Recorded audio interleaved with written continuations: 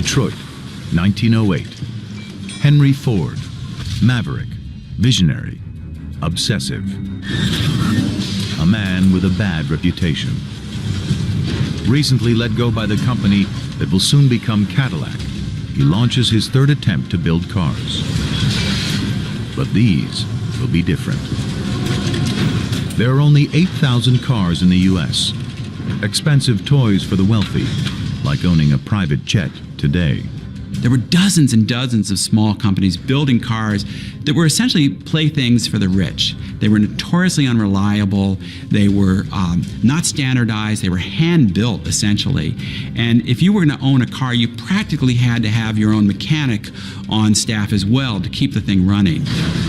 Nobody's figured out how to make a car that's affordable and low cost. Henry Ford is about to change that. It won't just change how cars are made, it will change how everything is made. Detroit, 1913. Henry Ford isn't just making a revolutionary car, he's making it in a revolutionary way. The production line. High volume, low cost. Products identical.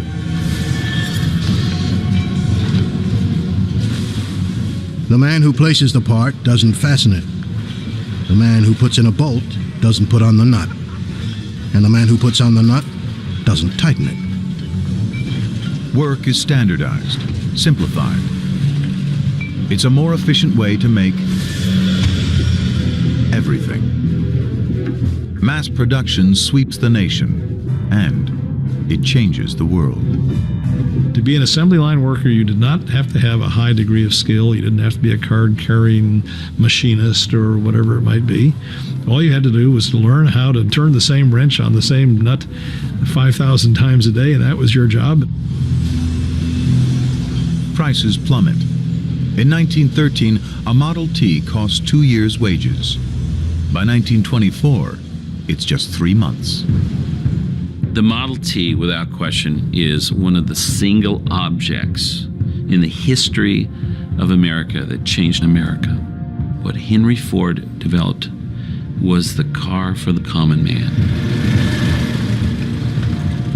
The impact of this little car is massive. 300,000 sold in 1913. By 1924, there's a new Model T every 24 seconds. Suddenly, this form of transportation, which was entirely new, was something that people could actually engage in. They could afford it. It wasn't like a spaceship where there are only several of them and there are millions and millions of dollars. Washington State, 1915. The Model T's success is creating a nation of student drivers. Roscoe Scheller used to be a dairy farmer. He's about to start a new job. Car salesman. The pay is fantastic. The only problem is, he can't drive. You're not riding the horse, just take it easy. His boss offers to teach him the morning of his first day at work.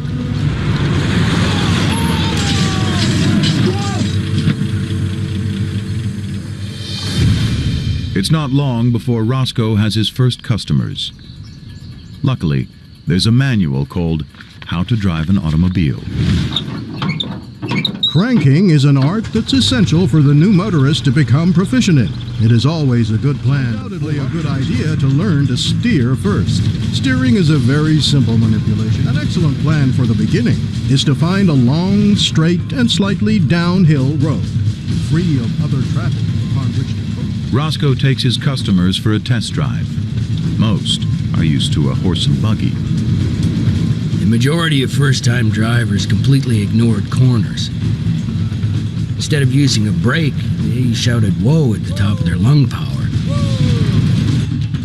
Often they demand I teach his wife and every kid old enough to reach the pedals. America's love affair with the automobile has begun. The American has a great sense of freedom and not being tied to one place. If I don't like it here, I'm going to pack everything in the car. They don't require anybody's permission. They don't have to sign out. And the automobile really enables that. When I came to America, the first thing I wanted to think about, how can I get hold of a car? I had a love affair with cars from the very beginning, because this method of movement that can enable you to see vast expanse of space is something I never experienced in China. Never. This is something I wanted to do almost more than anything else, is to buy a car. Roscoe Scheller is one of America's pioneer car dealers. Today, America drives 2.7 trillion miles a year in vehicles that are descendants of Henry Ford's Model T.